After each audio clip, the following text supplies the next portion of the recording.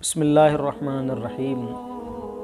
ماہ محرم الحرام اسلامی سال کا پہلا مہینہ ہے۔ محرم کو محرم اس لیے کہا جاتا ہے کہ محرم حرمت والے مہینوں میں سے ایک مہینہ ہے۔ محرم الحرام بڑی برکتوں اور رحمتوں والا مہینہ ہے اور ہمیں اس مہینے میں بہت سے خیر کے کام کرنے ہیں۔ اگر ہم سال کے آغاز سے ہی اپنے آپ کو نیکی کرنے پہ ابھار لیں گے تو اس کا اثر ہمارے سال کے اختتام تک ہوگا۔ تو ہمیں محرم الحرام کے آغاز میں ہی، اسلامی سال کے آغاز میں ہی اپنے آپ کو بھلائی کے کاموں میں لگا دینا چاہیے تاکہ اس کا اثر ہمارے آنے والے دنوں پر ہو اور پھر ہم نیکیوں بری زندگی گزارنے پر اپنے آپ کو آمادہ کرنے لگیں۔ محرم الحرام کی بڑی نسبتیں ہیں۔ محرم الحرام بہت سی شخصیات کے ساتھ بہت سی نسبتیں رکھتا ہے۔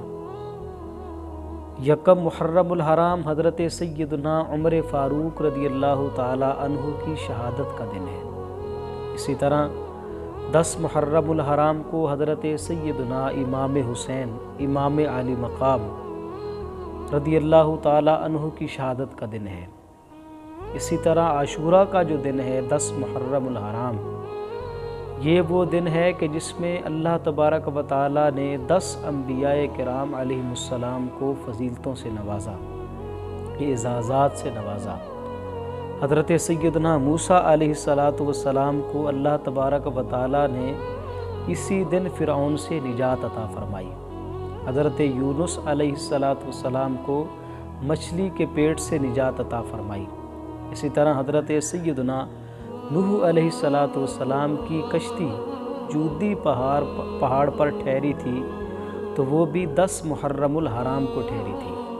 اسی طرح حضرت سیدنا یوسف علی نبینا و علیہ السلام کو کنویں سے نکالا گیا تھا تو وہ بھی 10 محرم الحرام کو۔ حضرت آدم علیہ السلام کی توبہ قبول ہوئی تو وہ بھی 10 محرم الحرام کو قبول ہوئی۔ تو یہ محرم الحرام کا مہینہ بہت سی نسبتیں رکھنے والا مہینہ ہے۔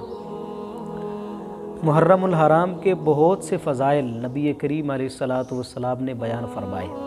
محبوب کریم علیہ السلام سے صحابہ کرام علیہم رضوان نے پوچھا، یا رسول اللہ صلی اللہ تعالیٰ علیہ وسلم، ہم رمضان المبارک کے بعد کس مہینے کے روزے رکھیں؟ تو محبوب کریم علیہ السلام نے فرمایا، اے میرے صحابہ، رمضان المبارک کے بعد تم اہتمام کے ساتھ جس مہینے کو روزے رکھو وہ ماہ محرم کے روزے ہیں۔ اور نبی کریم علیہ السلام نے فرمایا کہ یہ اللہ کا مہینہ ہے اور اس میں ایک ایسا دن ہے کہ جس میں اللہ تبارک و تعالی توبہ کو قبول فرماتا ہے۔ فرمایا کہ اللہ تبارک و تعالی نے اس دن میں ایک قوم کی توبہ قبول فرمائی اور اسی دن میں اللہ تبارک و تعالی توبہ قبول فرمائے گا۔ اسی طرح محبوب کریم علیہ السلام نے ارشاد فرمایا کہ رمضان المبارک کے بعد سب سے افضل ترین روزے ہیں۔ فرمایا کہ وہ محرم الحرام کے روزے ہیں۔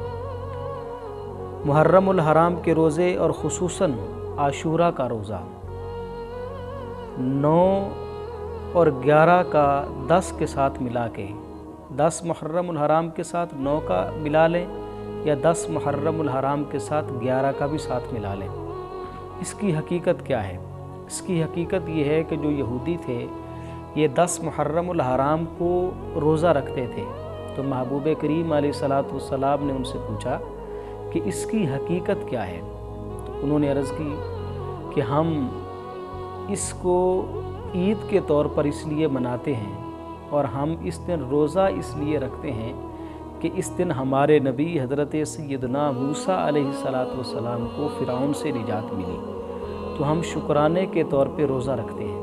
تو محبوب کریم علیہ السلام نے فرمایا کہ موسیٰ تو میرے بھائی ہیں تو میرا ان پہ زیادہ حق ہے، اس لیے ہم بھی روزہ رکھیں گے لیکن محبوب کریم علیہ الصلوۃ والسلام نے فرمایا اے میرے صحابہ تم نے یہودیوں کی مخالفت کرنی ہے، 10 کے ساتھ 9 کا ملا لو یا 10 کے ساتھ 11 کا روزہ ملا لو۔